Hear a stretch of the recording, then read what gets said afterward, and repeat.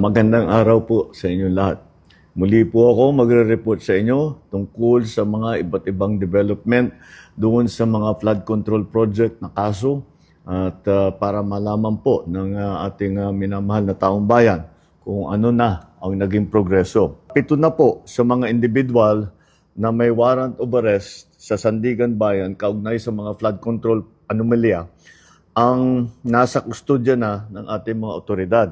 Isa naman sa kanila na inaresto ng NBI at 6 naman ay voluntaryong sumuko sa CIDG. Meron din 2 akusado po na nagpahayag na ng intensyon na sumuko at susundin na ang PNP CIDG. Yung isa pong nahuli ng NBI ay natagpuan doon hindi sa kanyang sariling tirahan. Kaya't mananagot din yung mga nagtatago sa kanila. At kaya't sinasabi natin, yung mga may balak na tulungan itong mga ito, ay ang pinakamalaking tulong na ibigay ninyo sa kanila ay mag-surrender na sila. At para makasagot na sila dito sa mga aligasyon na hinaharap nila. Wala pong mga special treatment itong mga ito. Mananatili sila sa kustodya ng NBI habang inaantay ang utos ng korte. Muli, sa 3 warrant at 16 na pangalan, 7 na ang hawak ng ating otoridad. 2 susuko na.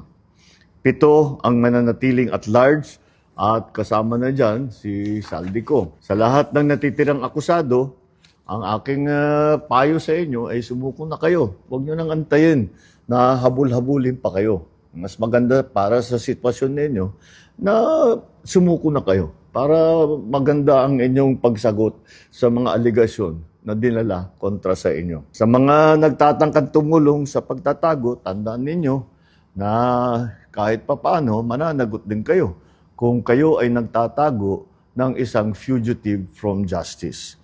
Tuloy-tuloy po ito. Hindi kami titigil, hindi kami hihinto. Maraming salamat po. Magandang araw sa inyo.